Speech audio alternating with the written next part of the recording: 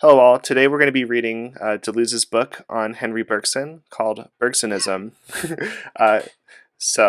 uh, this channel is Negative Maps, and we are a collection of writers and people who like reading esoteric philosophy. So, yeah, specifically with Deleuze and Guattari, but other people too. Let's kick off a reading. Absolutely. Where do you guys want to start? Should we start at the Chap- beginning or should we start halfway through? I think chapter one, eh? Chapter one. Isn't it? Chapter one. It's a hard chapter, honestly. So, who wants to start the first bit? You can do it, Marcy. All right. Yeah. Chapter 1, Intuition as Method. Duration, memory, élan vital mark the major stages of Bergson's philosophy. This book sets out to determine, first, the relationship between these three notions, and second, the progress they invoke. Intuition is the method of Bergsonism. Intuition is neither a feeling, an inspiration, nor a disorderly sympathy, but a fully developed method, one of the most fully developed methods in philosophy. It has its strict rules consisting that which Bergson calls precision in philosophy. Bergson emphasizes this point. Intuition, as he understands it methodologically already presupposes duration. And we'll get into duration hopefully later. It's kind of a hard one. These conclusions on the subject of duration were, as it seems to me, decisive. Step by step, they led me to raise intuition to a level of philosophical method. The use of the word intuition, however, causes me some degree of hesitation, and to Hofting, he writes, the theory of intuition, which you stress more than that of duration, only became clear to me long afterwards. But first and second have many meanings. Intuition certainly is second in relation to duration or to memory, but while these notions by themselves denote lived realities and experiences, they do not give us any means of knowing or connaître them with a precision analogous to that of science. I think that's where we get the word connotation. Cool. That makes sense, yeah. We might say, strangely enough, that duration would remain purely intuitive in the ordinary sense of the word, if intuition, in the properly Bergsonian sense, were not there as method. The fact is that Bergson relied on the intuitive method to establish philosophy as an absolutely precise discipline, as precise in its field, as capable of being prolonged and transmitted as science itself is. And without the methodological thread of intuition, the relationships of duration, memory, and élan vital would themselves remain indeterminate from the point of view of knowledge. In all respects, we must bring intuition as rigorous or precise method to the forefront of our discussion. All right. Do we want to, maybe I could just read this last paragraph where the cut goes. Yeah, sure. However you want to do it. The most general methodological question is this. How is intuition, which primarily denotes an immediate knowledge, connaissance, capable of forming a method, once it is accepted that the method essentially involves one or several mediations? Bergson often presents intuition as a simple act, but in his view, simplicity does not exclude a qualitative and virtual multiplicity, various directions in which it comes to be actualized. It is in this sense, then, that intuition involves a plurality of meanings and irreducible multiple aspects. Bergson distinguishes essentially three sorts of acts that in turn determine the rules of the method. The first concerns the stating and creating of problems. The second, the discovery of genuine differences in kind. The third, the apprehension of real time. It is by showing how we move from one meaning to another and what the fundamental meaning is that we are able to rediscover the simplicity of intuition as a lived act, and thus answer the general methodological question. Dope. Shit's hard. It's a hard. Yeah. I'll do the next one. No, I don't even mean reading it out loud. I mean understanding it. Oh, you can. I mean, Joby, you got any questions? I can try to give like a quick answer to stuff. Otherwise, we could just like kind of write them down and struggle with them as we go through the remaining. Actually, this is for some reason intuitive, and I cannot tell you why. Do you say that sometimes a book takes you, sometimes a book does not take you? Jack, do you want to like summarize really quickly just kind of what is being said in this first kind of few pages? Yeah, there's a method of so the last sentence in a way puts it really good. So the first process or stage of this method, intuition as method, concerns the stating and creating of problems. So the second, discovery of genuine differences of kind. If we go through the first stage correctly, we can arrive at the second stage and do that. Now, if we get into the second stage, we can move into the apprehension of real time. Now, intuition as method is really important because it presupposes duration. The issue beings like us have is we have found fallacious thinking of time. So what we need to do is figure out how to properly, I guess, intuitively act through duration.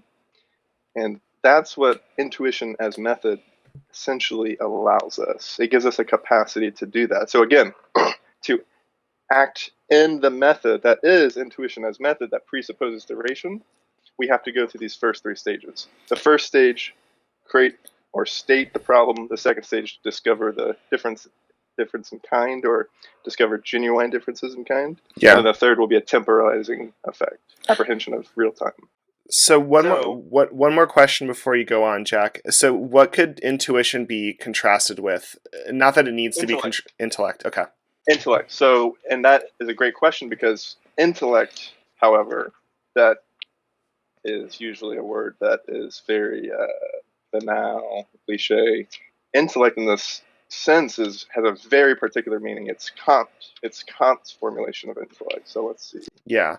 Well, it may perhaps one way to look at it, you can correct me if I'm wrong, but intellect could be like the way of trying to gain access to like noumenal experience or like trying to understand the thing in itself, as opposed to like intuition, which is kind of gaining knowledge through kind of sensory experience in the body in a way that is not necessarily trying to create that distinction between like the thing in itself and like the phenomena, right? I don't know if I'm on the right track here. You are. Okay. Now, again, so let's lay it out real simply. So Kant's critique of pure reason gives us a way to speak of metaphysics. This is why this is difficult. In basic ancient Bergson way of thinking of epistemology, it really is as simple as this. The whole other language thing is confusing. Let's use the original Greek. It's either gnosis, which is direct experience or knowledge, or episteme, which would be indirect. So how this comes into Kant, let's say, for Kant, everything starts at perceptions. Perceptions are representations with consciousness. Now that subdivides into sense perception and cognition. That cognition is very, very important because this is where Kant is giving us, in a way, the categories are a theory of cognition, and that subdividing is what gives us intuition versus intellect. So we're playing games and cognition, that is to say, but instead of going down the intellect path, as Kant would get into pure reason, that is, we're going down kind of the intuition path, if that makes any sense. And I can link that to Deleuze if you'd like, but I'll stop for a second. Now, oftentimes we hear the words, logic, or we hear the word intellect, or we hear the word intuition or intuitive, and we have a sort of we have one of those words that means something philosophically speaking, but then there's also the other word that you've been using your whole life. We know what it means to be intuitive. We know what it we sort of, at least we have a working definition that we use. We have an intuitive understanding of the word intuitive. Yes, absolutely. A direct understanding. Whereas to try and find the philosophical or whatever meaning of intuitive is quite literally to try and use the intellect to deduce what the actual meaning of intuitive is. However, both of these are necessary. You both want intellect, but you also want intuition. Yeah.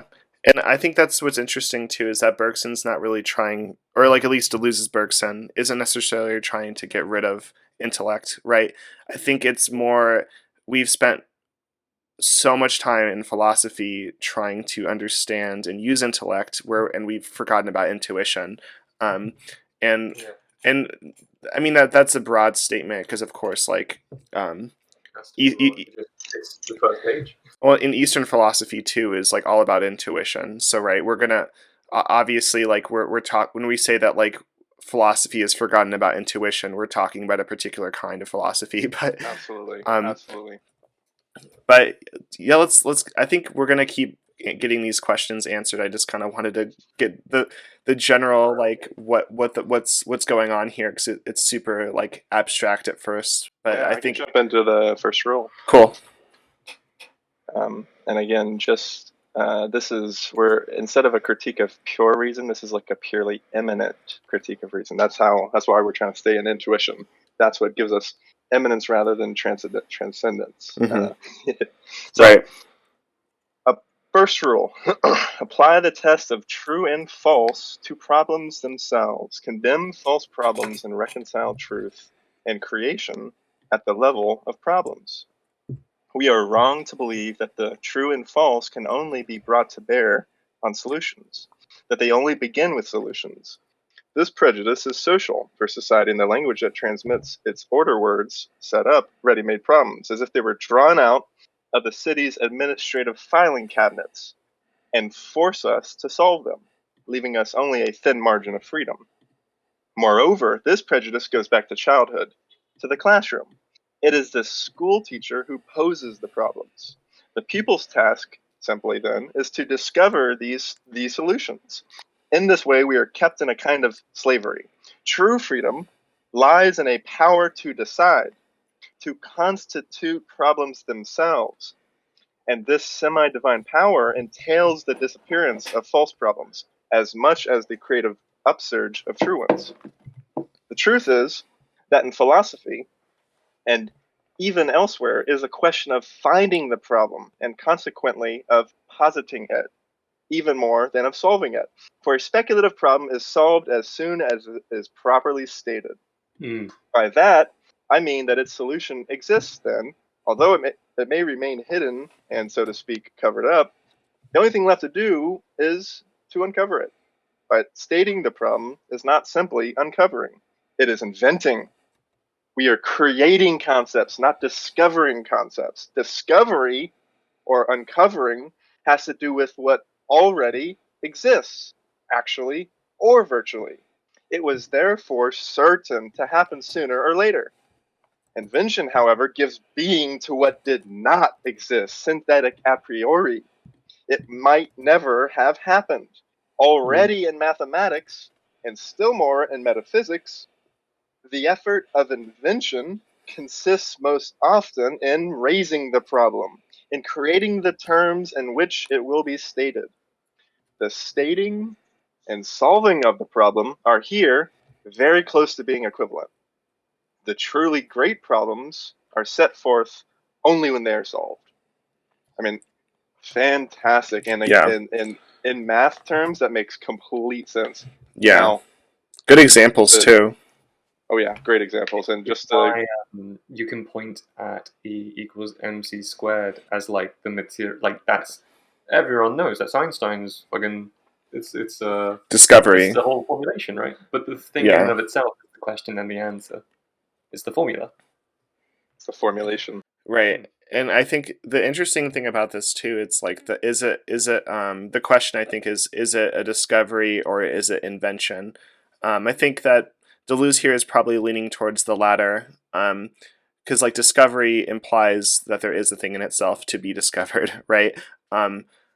I don't know if that makes sense or if that's definitely. Okay, cool. That's honestly, it makes sense. Cool. Fine assumption.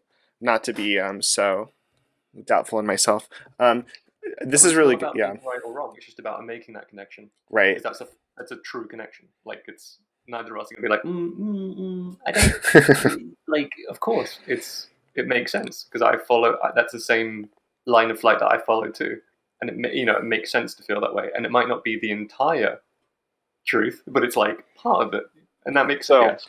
And that in that statement, curious enough, Joby, we can imbue that with Kant. Let me throw some Kant, and then we can jump back into the because a clear nod to Kant. And if Cody was here, Cody could help us.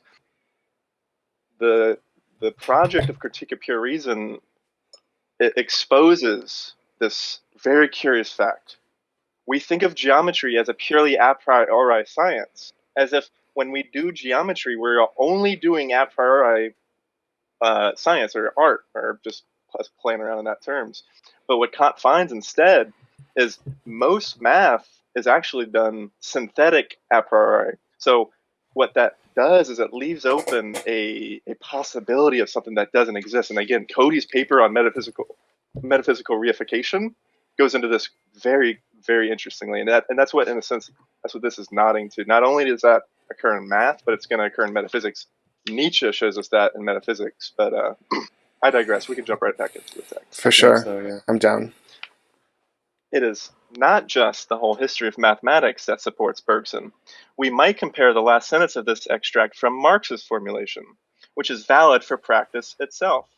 Humanity only sets itself problems that it is capable of solving.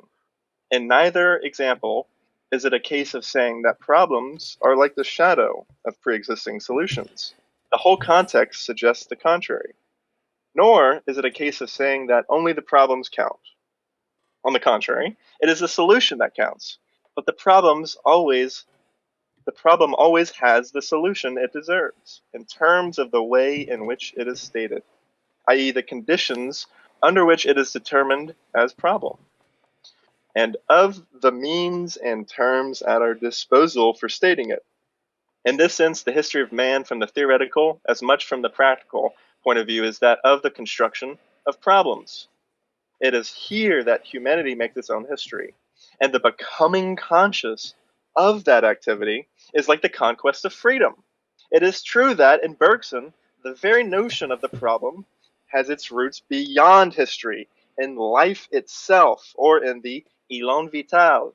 Life is essentially determined in the act of avoiding obstacles, stating and solving a problem. The construction of the organism is both the stating of a problem and a solution. Wow. Wow. Yeah. So So this good. is where you might see vitalism start to emerge. Vitalism just being the looking at like how the organization of the universe itself poses its own answers to its own problems. Yeah. But it still has to creatively assume them. It still has to those problems still have to creatively emerge. Creativity is not just discovery. It it involves a invention of an ability to actually formulate a problem, which is actually a way to formulate reality, but through a model.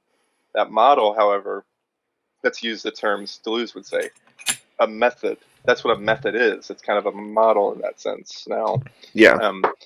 This method, of course, being that dominated by intuition. Here's one more way to put it before we keep going, I think. There is no inside-outside distinction. We are always already outside. Yes. Yeah. Perfect.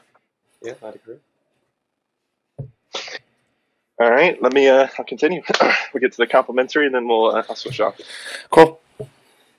But how can this constitutive power, which resides in the problem, be reconciled with the norm of the true?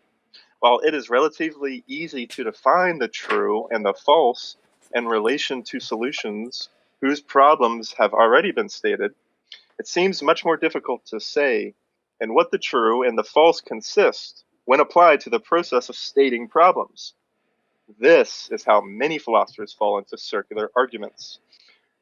Conscious of the need to take the test of true and false beyond solutions into problems themselves, they are content to define the truth or falsity of a problem by the possibility or impossibility of its being solved.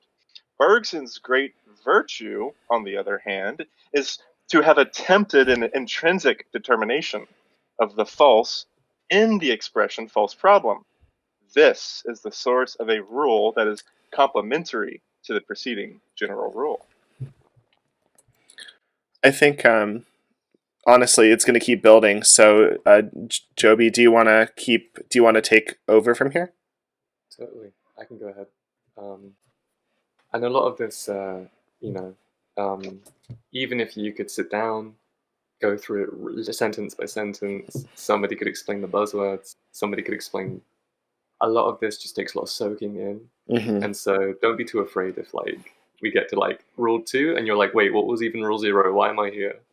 Yeah. I got it written down too. And for our listeners, I think you should be reading this text, these chapters, more than once. This is my second time reading it, this chapter in particular, and it makes a lot more sense. Time reading this material. Yeah. So and there isn't really a correct way to approach it. No. I think just approaching it is the first step. Mm-hmm. Yeah. Sorry, Jack, were you still there? Yep. Ready. Lovely. Okay. I'll just continue reading if that's all right. That's all good. Complementary rule. False problems are of two sorts. Non-existent problems, defined as problems whose very terms contain a confusion of the more and the less. And badly stated questions, so defined because their terms represent badly analyzed composites. To illustrate the first kind of problem, Bergson cites the problems of non-being, of disorder, or of the possible, the problems of knowledge and being. As examples of the second type, there are the problems of freedom or of intensity. His analyses of these are famous. In the first case, they consist in showing that there is not less, but more in the idea of non-being than that of being, in disorder than that in order, in the possible than that in the real. In the idea of non-being, there is in fact the idea of being, plus a logical operation of generalized negation, plus the particular psychological motive for that operation, such as when a being does not correspond to our expectation, and we grasp it purely as the lack, the absence of what interests us. I'm going to read that sentence one more time, because I think it's kind of cool. In the idea of non-being, there is in fact the idea of being, plus a logical operation of generalized negation, plus the particular psychological motive for that operation, such as when a being does not correspond to our expectation and we grasp it purely as the lack, the absence of what interests us. In the idea of disorder, there is already the idea of order, plus its negation, plus the moment of that negation, when we encounter an order that is not the one we expected. And there is more in the idea of the possible than there is in the idea of the real. For the possible is only the real with the addition of an act of mind that throws its image back into the past once it has become enacted. And the motive of that act, when we confuse the upsurge of a reality in the universe with a succession of states in a closed system. So I've just taken one sec to...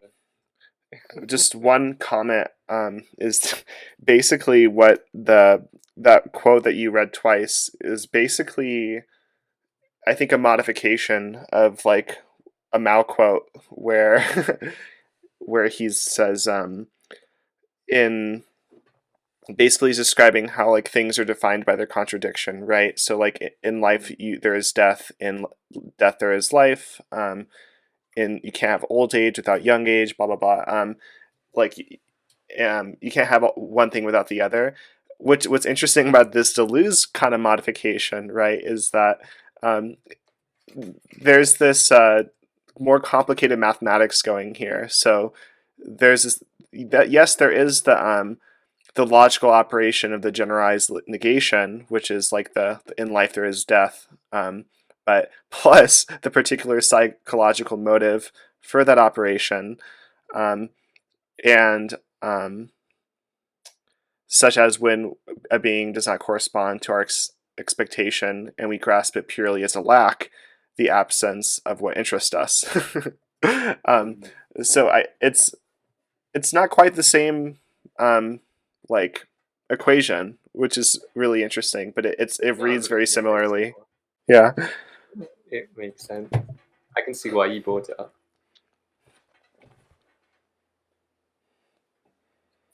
But yeah, I don't really have anything to add, actually. Cool. I could just continue reading if you'd like. Yeah, that's good. Do it. Yeah. Sure. Let's see, where were we? We were at that very top paragraph, weren't we? When we asked. 18 at the top, yeah. Okay. Yeah. When we ask, why is there something rather than nothing? Or why is there order rather than disorder? Or why is there this rather than that, when anything was equally possible? We fall into the same error. We mistake the more for the less. We behave as though non-being existed before being, disorder before order, and the possible before existence. As though being came to fill in a void, order to organize a preceding disorder, the real to realize a primary possibility. Being, order, or the existent are truth itself.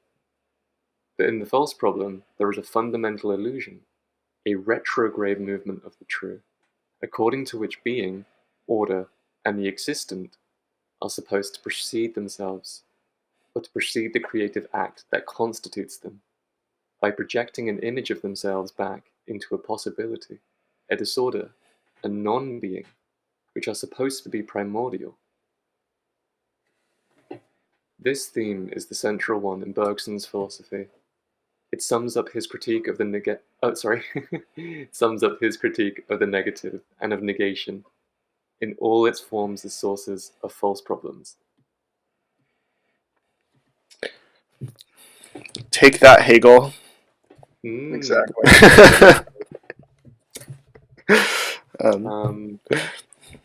I can keep reading. Yeah. Badly stated problems, the second type of false problem, introduce a different mechanism. This time, it's a case of badly analyzed composites that arbitrarily group things that differ in kind. Take, for example, the question of whether happiness is reducible to pleasure or not. Perhaps the term pleasure subsumes very varied irreducible states, just like the idea of happiness.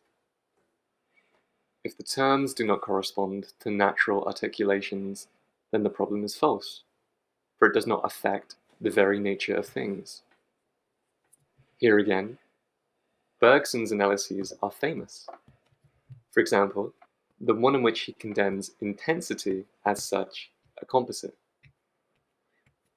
Whether the quality of the sensation is confused with the muscular space that corresponds to it, or with the quality of the physical cause that produces it, the notion of intensity involves an impure mixture between determinations that differ in kind, so that the question, by how much does a sensation grow, always goes back to a badly stated problem. Likewise, the problem of freedom, in which two types of multiplicity are confused, that of terms juxtaposed in space, and that of states which merge together in duration. And it's exactly this which reminds me of why we're actually reading Deleuze and not Bergson right now. As much as we're thinking with Bergsonism, only could Deleuze give us that last paragraph. I like what Marxie said. So Hegel kind of gets wrecked by the non-existent problems, but the badly stated problem that Bergson just refers to actually is a nod to Kant. Badly stated problems Bergson uses to criticize Kant. Non-existent problems Bergson kind of uses to criticize Hegel. Now, both of these fall under the umbrella term we will refer to as false problems. False problems consist of non-existent problems or badly stated problems. Right. I'm just going to get some water. I'll be right back. I guess while you're getting water, Jack, can you give maybe an example of, let's say, both of the kinds of problems? I guess the one we're talking about currently would be the false problems. So could you give an example of those? So let's use a badly stated problem so that we can stay with Kant for a second. All right.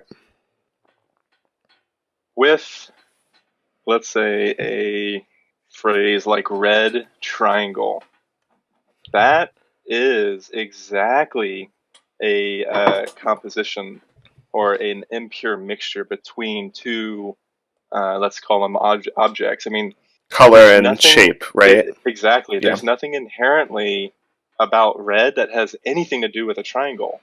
So when we actually start to talk about red triangles, aren't we kind of creating a composition Yeah. artificially of objects? Now, that's what Kant is pointing out, but again, Kant saves physics but does not save metaphysics. That's what Deleuze is using Bergson to do, to save metaphysics so that we don't fall into these, Yeah. we can get more into that. But so No, I'm following, yeah.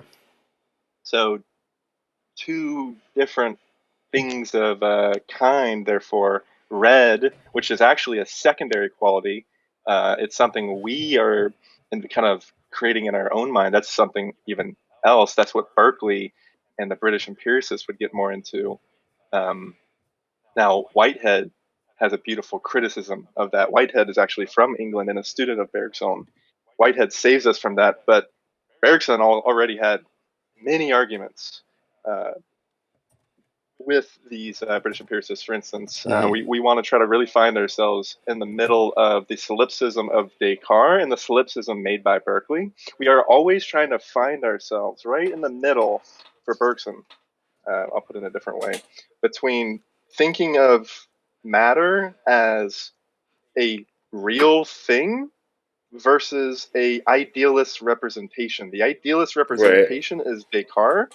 The real thing is kind of the idea that Berkeley and the British empiricists give us. Now, Kant saves us.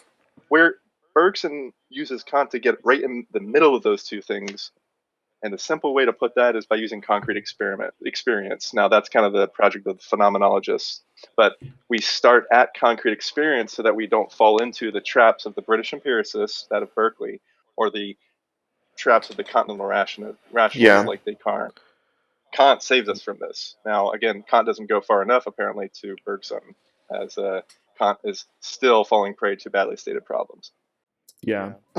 Yeah, in Immanence of Life, Deleuze says something really similar about kind of why he admires Hume.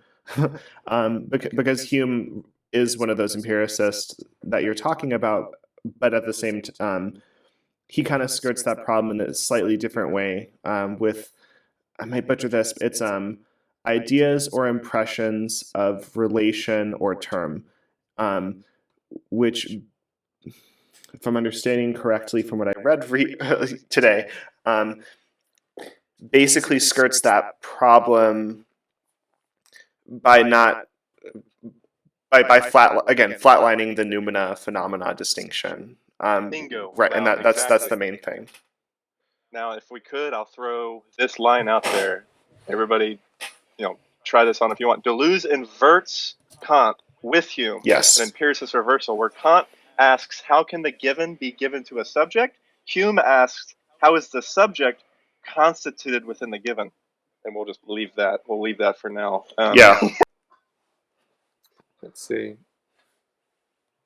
Let's return to the first type of false problem. Here, Bergson says the more is mistaken for the less. But there are also times when Bergson says that the less here is mistaken for the more, just as doubt about an action only apparently adds to the action, when in reality it indicates a half-willing negation is not added to what it denies, but only indicates a weakness in the person who denies.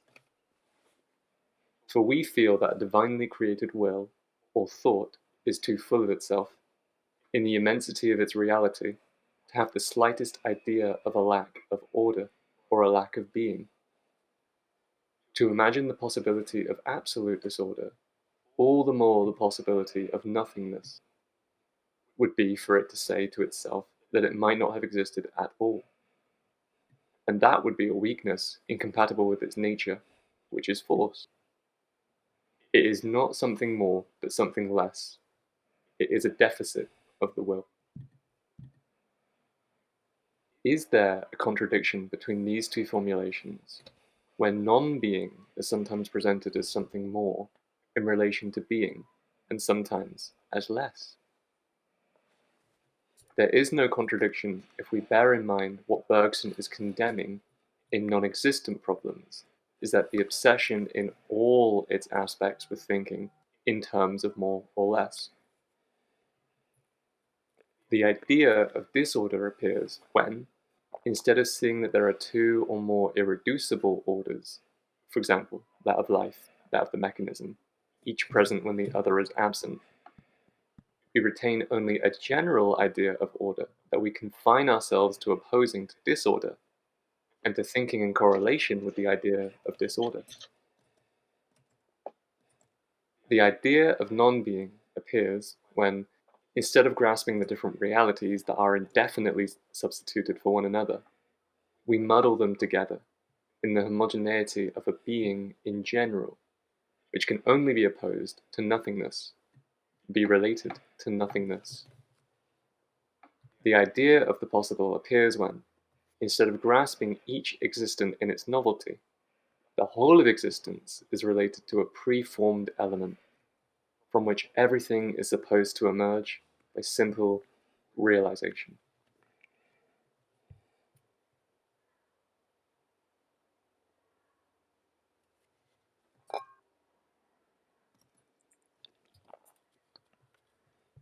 Something I find kind of interesting is how, in these moments of silence after a passage, I can't help but think how you're recording silence.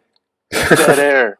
But at the same time, that silence gets transcribed, taken up by physical memory, taken up by a Yeah. physical thing.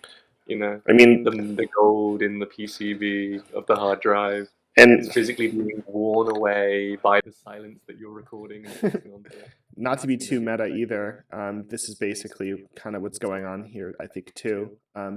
The idea of non-being appears when, instead of grasping the different realities that are indefinitely substituted for one another, we muddle them together in a homogeny of a being in general, which can only be opposed to nothingness, be related to nothingness. I don't know if that's exactly saying that nothingness is actually something, but I think there is kind of that idea being communicated in general, perhaps. Mhm. Yeah. I'm only, for the most part, I'm here for the ride, so I couldn't quite. See, so when we start talking about nothingness, this is what we need to consider. And I won't go too long on this because Cody really should be the one to address it. It's Right. nothingness needs to be thought of through the Deleuzian history of ontology. Parmenides is the first on that, where we really there is no nothingness. All we have is somethingness, and there cannot be any change. This, in a sense, becomes a referential point to, again, for the dialectic to work in that sense. Now, the dialectic is artificial. So when Hegel does the absolute, therefore, dialectic, or the absolute nothingness or pure nothingness to perform to get to some synthesis, it's the same kind of formulation, just a little bit twisted. Now, Deleuze is not doing that at all. Deleuze uses Nietzsche in the third type of history of ontology to kind of anti-dialectic away from that. Now, that's where Bergson is very important for Deleuze. A central theme in Bergson is a constant critique of the negative and of negation in all of its forms, because it always contains sources of false problems. Yeah, Now, it confuses the more with the less, right? And the more is is like the non-negation, the less is the negation. These are mental operations, but yeah, my bad. No, it's something I find quite interesting actually about Bergson that's only becoming apparent to me now is that when did you say that last thing you said just now, Jack? So, if I can, let's hit the next paragraph, because it's going to literally say what I could say any better.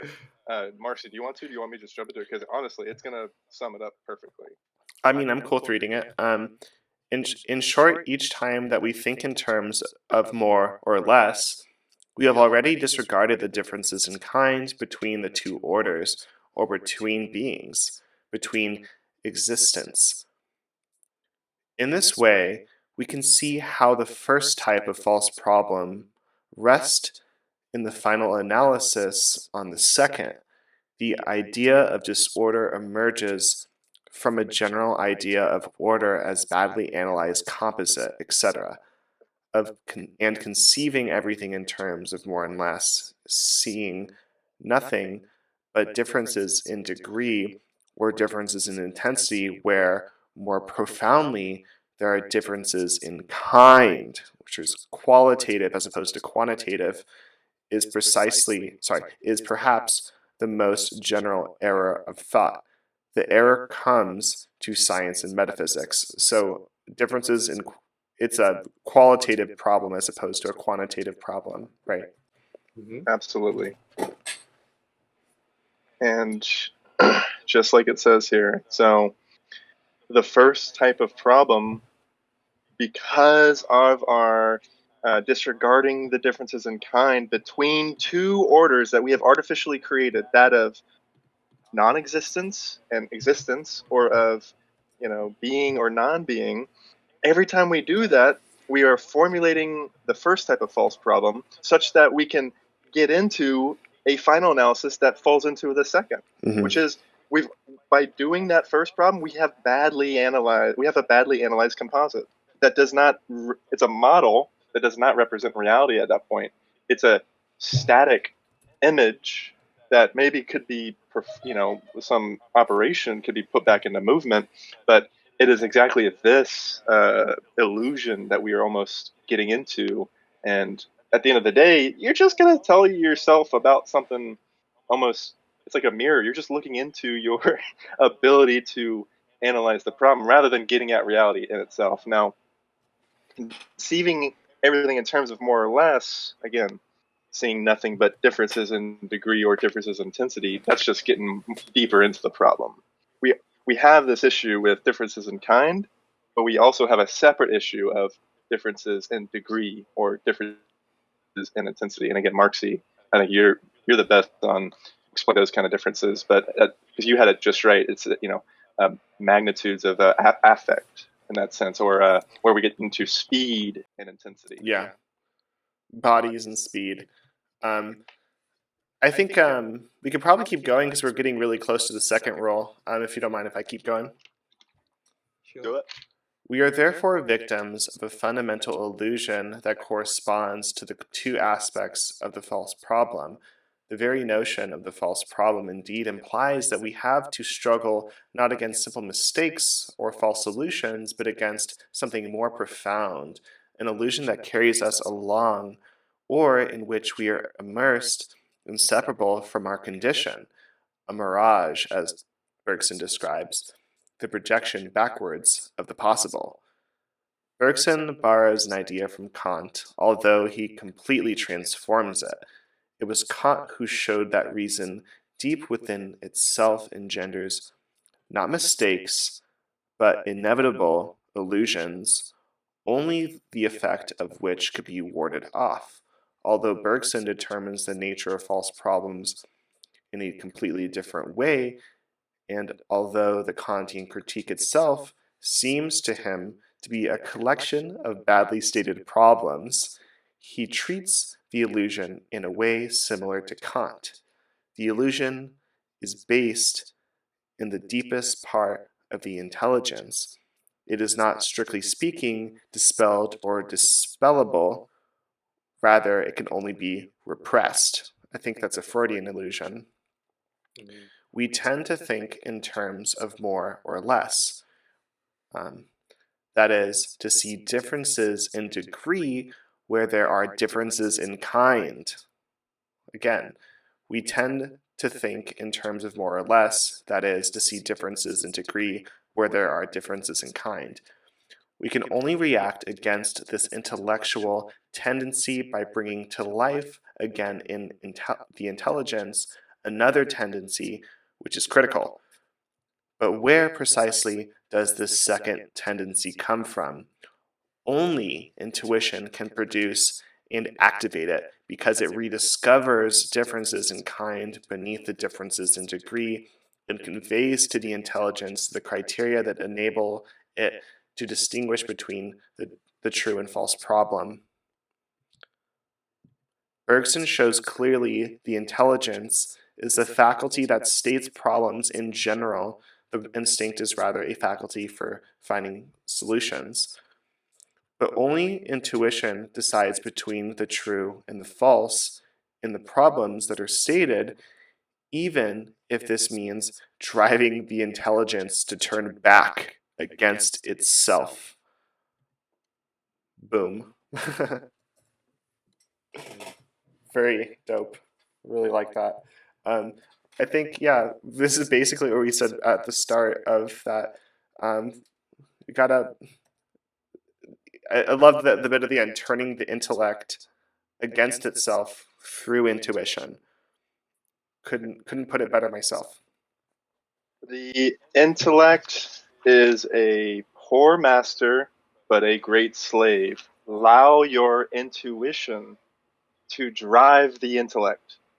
The intuition is a much better master than the intellect ever could be. So again, let your intuition discover the differences in degree, that is, quantitative multiplicities, and then toss that to your intellect and allow it to create differences in kind through qualities.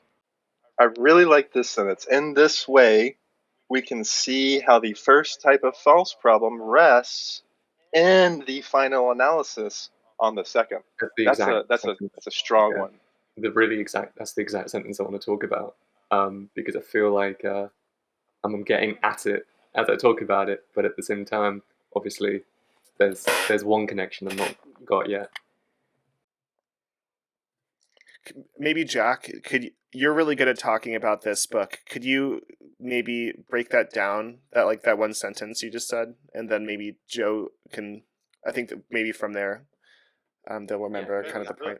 And then I can give some stuff.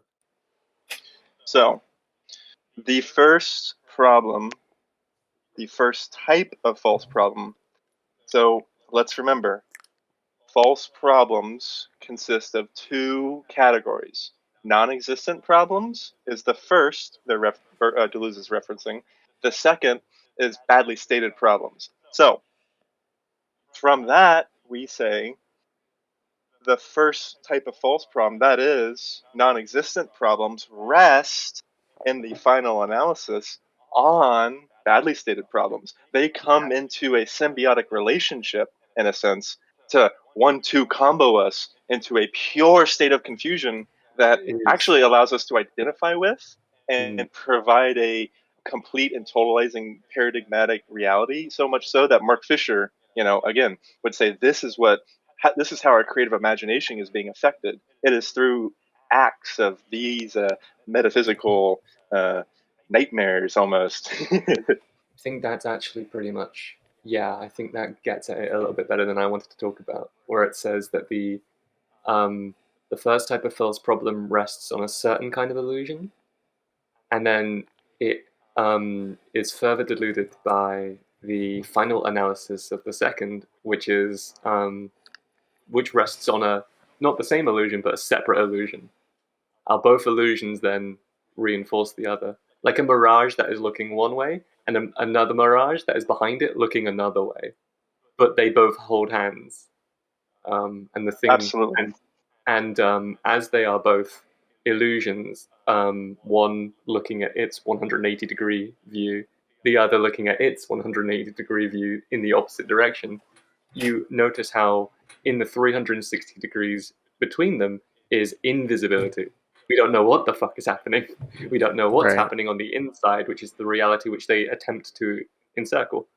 Because, obviously, they're both two halves to they're both two illusory halves to the whole. They So didn't ever get at the whole. Yeah. exactly. Yeah. And if we could to just tie this up with Deleuze, again, Deleuze is doing something very particular here. Deleuze is radically reading Kant to supplant Hegel in the sense that these illusions, Kant Kant is the one who really defined these illusions in a sense. Bergson has taken this further. What are these illusions? These illusions were illuminated by Kant through the critique of pure reason.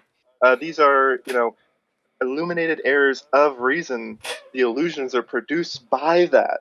They arise from within reason itself by the illegitimate uses of syntheses of consciousness. That's how these illusions are arising, through Yeah. this transcendental, therefore illegitimate syntheses of consciousness. Now, that's how Deleuze is using Bergson in this sense, anyways. Now, again, this is to supplant Hegel. This is to supplant any formulation of privileging identity over difference. Deleuze is looking for difference. Difference and immanence is what we're trying to create our ontology with. This is why there seems to be something that like exists outside of history, because Bergson, I think, even says like how it feels as if there's like there are problems that have solutions, but then there are also problems to which there seems to be no solution, because before that there is the kind of for example, you think of the Big Bang, right? Well, what came before the Big Bang?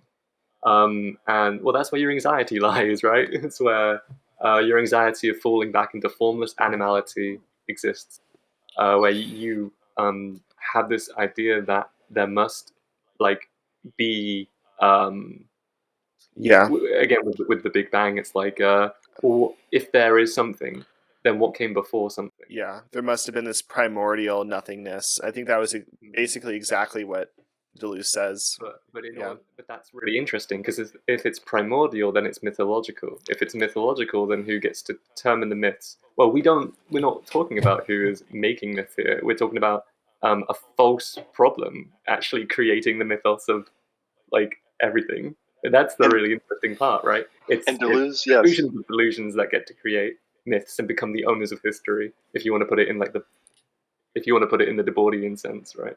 exactly. Yeah, no, and again, Debord is influenced by Bergson, curious enough. That's where we're going to actually see a lot of almost Bergson in Debord. But if I could wrap that into a nice package for in two sentences, Deleuze uses Bergson to escape the conditional notions of representational knowledge by substituting it with a conditional notion of genesis, of the real. Instead, Deleuze finds this figure named Maimon and uses Maimon's reading of Kant with Bergson to create this idea of a virtual. The virtual is Deleuze's, gemstone. That's what creates the power for Deleuze almost. Now, to understand all of that, again, this is Deleuze's response to Kant. Deleuze needs this virtual, which is a genetic condition, to substitute for the notion of a representational conditional notions of representational knowledge. Now, again, that's a complete nod to the history of ideas and what these funny chiasmatic inversions we can play as philosophers to play the game. I guess in like with a final anecdote, it kind of reminds me of the story of the tyrant who has no clothes. You know, the emperor who has no clothes. Mm-hmm. And science's promise is to do away with tyrants, right? Science is to say, hey, you know that emperor that had no clothes before? Don't worry, we've dispelled the myth of like the god king. We've dispelled divinity. Oh, how did you dispel divinity? Well, we're studying the invisible clothes. Look, and then they point towards the box within which there is the invisible clothes. We are studying this. We are studying these invisible clothes. And you're like, oh, it's a new problem. Like, you know what I mean? The tyrant, Absolutely. everyone, the emperor who has no clothes walks around, and everyone has to believe, and basically everyone has to submit to the power of emperor kings, right? But then science is a force which, or rather, rather Enlightenment science, which is just the new relation of technology to its understanding of itself, constantly gives this promise of being a different power, of being a power that strips away the power of like tyrants, one that strips away the power of like emperors. There are, one that is a rationalizing force. But in doing so, it has to study the very thing that it said it dispelled. It has the invisible clothes in a box as opposed to on an emperor. And it points towards the box within which within which there's invisible clothes. Yeah, Right. and you start to see the issue here. It's like you didn't dispel anything, you just moved it and said, look, I know this. You're pointing at it and saying you understand it, but like, you didn't get rid of the clothes, did you? You didn't burn up the emperor along with the clothes. You just moved it somewhere else and pointed towards it in a box and say, now we have the power to tell you, like, this is our understanding of the thing. You've created a false problem and then allowed others to discover your false solution and act like that is reality. Yeah. Again, the Buddha says, when I point at the moon, don't mistake my finger for the moon. That's what we're trying to get at here. Mm. And it's not as if scientists have to be like, oh my god, we're the new emperors of the world. It's Yeah. like, not at all. It's actually it's their very earnest, constant seeking for the invisible clothes that is the sort of root of the issue. Right. Well, any Very convoluted, yeah. any closing comments before I stop the recording? Not at all. From Maimond's reading of Kant, we know Deleuze needs to substitute the notion of the condition of the genesis of the real for the notion of conditions of possibility of representational knowledge. That's what we're getting at here. We need Bergson's positive genetic condition of the virtual to escape Kant's possibility of representational knowledge. Why is possible bad? Well, that's why non-existent problems were construed in that sense. We want to get at the real, not the possible. Kant gets at the possible. Bergson and Deleuze through the virtual get at the real. Right. That's what we're trying to do. And That's all we're trying to do. one more, I guess, closing comment I'll make as well is like, yeah, and we want to get at the real, not the possible, right? And part of that comes from a flatlining of a flatlining of experience, not just to like say like, oh, there's fiction, there's nonfiction, there's truth and untruth or something, but to kind of sort through all of that as a generative process that itself creates knowledge, right? So again, another connection I just want to make because I just read it and I thought it was really cool, to like Deleuze's Pure Immanence of Life. Deleuze basically says that, like, kind of following Hume, that one of the moves that Hume makes is by saying that, well, if everything is sensory experience of kind of ideas and impressions, right? If everything is just that kind of empirical data, that means everything is also just a belief that is constructed through kind of repetition and habit. So therefore, right, like even these like kind of like things that we'd usually associate as being kind of delirious or like fictitious, right? Those are the underlying, those are necessary for legitimate beliefs to be constructed. We need to start with the fictive. Fictitious. Yeah, sorry, it's way better to say it that way. We need. It isn't just a matter of like kind of having these perfect beliefs that stem from perfect noumenal experience, or or like I don't know. You don't start with the perfect. Precisely. Yeah, you don't start with the precise, right? You have to get there through a creative process, which itself involves illegitimate and questionable means sometimes. And yeah, it's an impure mixture between determination. Yeah, and that's where it gets really fun, I think, and that flatlining. And I think we'll get into the flatline a little bit more at some point. I want to read flatline constructs with y'all. I think that'd be a really fun Yeah. text to do it like a recorded reading of. But okay. Well, I will close off this reading now if y'all are cool with it, and then Yeah. whenever we come Sounds back, good. we'll pick up on the second rule next time.